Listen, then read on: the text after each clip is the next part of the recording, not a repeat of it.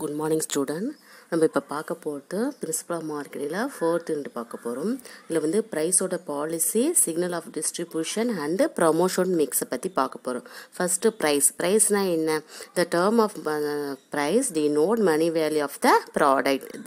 It represent the amount of money for which a product can be exchanged.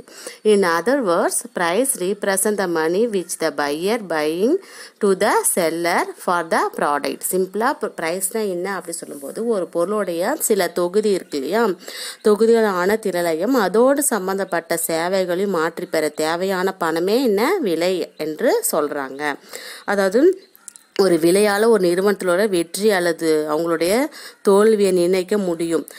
ஒரு விலை அதிகரித்தாதான் என்ன ஆகும், அவங்களுடைய வருவாய் வரும் இல்லையா. வருவாய் முக்கியமான ஒரு மூல ஆதாரமாக ப்ரைஸு இருக்குது.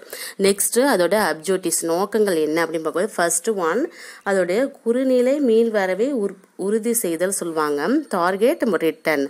இது அப்படின்னா என்னன்னா, ஒரு வணிக நிறுவனம் வந்து ஒரு முதல் நிலையை வளர்ச்சியாக செலவீடு மற்றும் நடப்பு செலவிற்கு மூலதன வருவாயாக இருக்கு இல்லையா. அப்போ வந்து வணிகத்தின் முதலீடு செய்ய போது என்ன செய்வாங்க, முதலீட்டால் கிடைக்கக்கூடிய ரிட்டர்ன் வந்து நிர்ணயிக்கப்படுது. அப்போது செல்லர் ஓரியன்டட் த பாலிசி அவங்களுடைய அடிப்படையாக கொண்டு விளங்கப்படுது.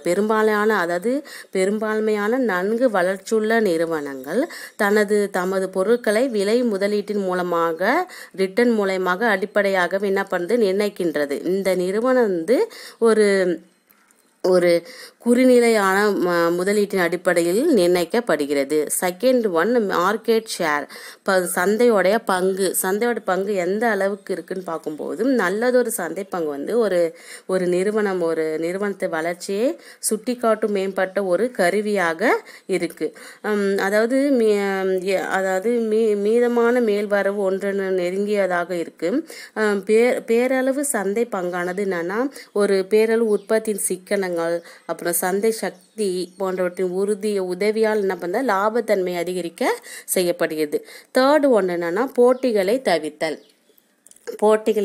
என்னன்னா, ஒரு காம்படிஷன் நிறையா போட்டி, ஒரு சந்தையில் பொருள் நிறையா இருக்கும் இல்லையா, அவங்கள ஒரு போட்டியை சந்திக்கும் ஒரு விலை நிர்ணய செயல் வந்து ஒரு முக்கியமாக ஒரு நோக்கமாக இருக்குது. இது சமயத்தில் வந்து குறைந்த விலை கொள்கையானது நுகர்பவர்களை ஈர்க்கும் வகையில் என்ன பண்ணுங்க, சந்தையில் நல்லதொரு பங்கை பெறும் வகை வகுக்கப்படுது. ஒரு விலை குறைவாக இருக்குன்னா ஒரு பொருளை நிறைய கஸ்டமர் வாங்குவாங்க இல்லையா, அது உற்பத்தி நிறையா ஆகும். பொருளோட விலை கம்மியாக இருக்குன்னா நிறைய சேல்ஸ் ஆகும் இல்லையா, அதுக்கேற்ற மாதிரி. அடுத்தது வந்து ஃபோர்த்து லாபத்தை பெருக்குதல், மேக்சிமம் த ப்ராஃபிட். லாபத்தை பெருக்குதல்னா ஒவ்வொரு வணிக நிறுவனங்களும் லாபத்தை பெருக்கும் நோக்கத்தோடு தான் நடக்குது. நிறுவனம் வந்து நடத்தப்படுது. அது வந்து அந்த குறுகிய கால லாபத்தை நோக்கும் விட நீண்ட காலத்துக்கு பிறகு இந்த லாபத்தை வந்து பெருக்கும் நோக்கத்தோட வந்து உருவாக்கப்படுது இல்லையா. மேக்சிமம் த ப்ராஃபிட், ஒரு சின்ன குறுகிய காலங்களில் ஒரு ப்ராஃபிட்டை நம்ம நோக்கத்தை விட நீண்ட காலமாக இது நிலைச்சி இந்த ப்ராடக்ட் நம்ம மார்க்கெட்டில் இருந்தால் தான் நிறையா ப்ராஃபிட் கிடைக்கும். அந்த நோக்கத்தில் வந்து இந்த லாபத்தை பெருக்கிற நோக்கத்தில் வந்து ப்ரைஸு இருக்குது. நெக்ஸ்ட் என்னன்னா, ஒரு விலையை நிலைப்படுத்த சொல்லுவாங்க இல்லையா, ஸ்டெபிலிட்டிங் த ப்ரைஸ். அதாவது ஒரு சில கம்பெனி என்ன பண்ணுவாங்கன்னா, தமது விலைகளை வந்து நீண்ட காலத்திற்கு அதிக மாற்றமின்றி ஓரளவுக்கு நிலையாக வைத்திருக்க விரும்புவாங்க. அந்த காரணமே என்னன்னு சொல்லுங்க, விலையில் ஏற்படும் ஏற்ற இறக்கங்களை சமப்படுத்துவதே இதற்கு காரணமாக இருக்கு. சிக்ஸ்த் ஒன் நுகர்பவர்களின் ஆற்றல். நுகர்வோர் ஆற்றல்னா என்ன, ஒரு சில சமயங்களில் வந்து என்ன பண்ணுவாங்கன்னா, ஒரு சில சமயங்களில் வந்து விலை நிர்ணயங்கள் அப்புறம் நுகர்பவர்களான பொருள்களுக்கு தர முடியக்கூடிய பணத்தின் அடிப்படையில் ஏற்படுத்தப்படுது. அதாவது என்னன்னா, எக்ஸாம்பிளாக இந்த கொள்கை வந்து இந்த டாக்டர்ஸ், வக்கீல், லாயர்ஸ் இருக்காங்க இல்லையா, அவங்களோட வந்து பின்பற்றப்படுறாங்க. Seventh one mobilization of resource, அதாவது வள ஆதாரங்களை திரட்டுதல். அதாவது ஒரு நிறுவனங்கள், சில நிறுவனம் என்ன பண்ணுவாங்கன்னா வள ஆதாரங்களை வந்து ஒரு ரிசோர்ஸ் திரட்டுதல் தமது விலை நிர்ணயிக்க செய்யும் ஒரு முக்கியமான நோக்கங்களாக ஒன்றாக இது இருக்குது. அதாவது ஒரு கம்பெனியில் வந்து தமது பொருட்களோட விலையை அனைத்து வள ஆதாரங்களும் உபயோகப்படுத்தும் வகையில் வந்து இது நிர்ணயிக்கப்படுகிறது. அடுத்த டாபிக் என்னன்னா ஃபேக்டர்ஸ் இன்ஃப்ளூயன்ஸ் த ப்ரைஸோட டிசிஷன் எப்படி இருக்குது, அதோட விலையை அதாவது விலை நிர்ணய தீர்மானத்தை பாதிக்கும் காரணிகள். இதில் வந்து எதுக்காக இது வந்து அவங்களுடைய தமது பொருட்களோடைய விலையை நிர்ணயிக்கும் பொழுது என்னன்னா தமது பொருளின் தேவை, போட்டி, பொருளாதார விளைவுகள், விலை நிர்ணயம் தொடர்பான சட்ட விஷயங்கள் போன்ற பலதரப்பட்ட காரணிகளை வந்து இது கருத்தில் கொள்ள இருக்கு. ஃபர்ஸ்ட் இதோடைய டாபிக் என்னன்னா வணிகத்தின் நோக்கங்கள். வணிகத்தின் நோக்கங்கள் என்னன்னா objectives of the business. Objectives of the பிஸ்னஸ்னா என்னன்னா வணிகத்தின் நோக்கங்கள். ஒரு நிறுவனம் எந்த நோக்கத்துக்காக இருக்கு, விலையை நிர்ணயிக்கும் போது முக்கியமான ஒரு காரணியாக இருக்கு. அதாவது இதுல வந்து மீள்வரவு, சந்தை பங்கு, விலையை நிலைப்படுத்தல் போன்ற பல நோக்கங்களை நிறுவனத்திலாக இருக்கு. அதாவது ஒரு கம்பெனியின் விலை நிர்ணய கொள்கையானது என்னன்னா ஒரு நிறுவனத்தின் நோக்கங்களை கருத்தில் கொண்டே இது உருவாக்கப்படுகிறது. செகண்ட் டாபிக் என்னன்னா காஸ்ட் ஆஃப் த ப்ராடக்ட். அதாவது ஒரு பொருளோட அடக்க விலை. ஒரு பொருளோட அடக்க செலவானது என்னன்னா ஒரு விலையை தீர்மானிக்க ஒரு முடிவு செய்யறதுக்கு ஒரு முக்கியமான ஒரு காரணியாக இருக்கு. அதாவது சிம்பிளாக என்ன சொல்லலாம்னா ஒரு எந்த ஒரு வியாபாரம் என்ன செய்வாங்க, நீண்ட காலத்துக்கு தொடர்ந்து தொழில் நடத்துவாங்க இல்லையா, அவங்களுடைய விலையானதுனால ஒரு பொருளோட அடக்க விலை முழுவதும் ஈடுகட்ட ஒரு உற்பத்தியாளருக்கு நியாயமானது ஒரு லாபத்தை தரும் வகையில் வந்து இது நிர்ணயிக்கப்படுகிறது. தேர்ட் ஒன் என்ன மார்க்கெட் டிமாண்ட், அதாவது சந்தை தேவை அப்படி சொல்லுவாங்க. ஒரு மார்க்கெட்டில் வந்து ஒரு தேவை ரொம்ப முக்கியம் இல்லையா, அப்போ நுகர்வோர் சந்தை நவீன சந்தையிடுகள் வந்து ஒரு கருத்தின்படி என்ன ஒரு நுகர்வோருடைய பொருள் விலையின் மாறுதலை உண்டு பண்ணுது. அதாவது வாங்குபவர் வந்து ஒரு குறிப்பிட்ட பொருள் மதிப்பையும் வந்து முக்கியமாக கருதுறாங்க இல்லையா, அதுதான் அந்த ஒரு மார்க்கெட்டோட தேவை.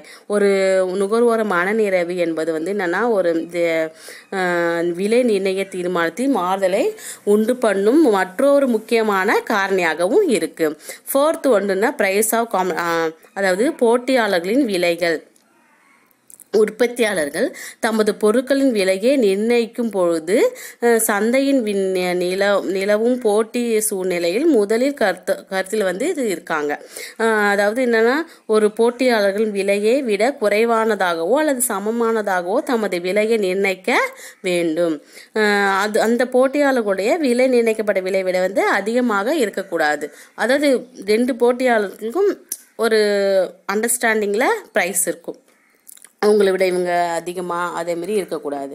அடுத்தது ஃபிஃப்த்து வந்து டிஸ்ட்ரிபியூஷன் ஆஃப் த சிக்னல்.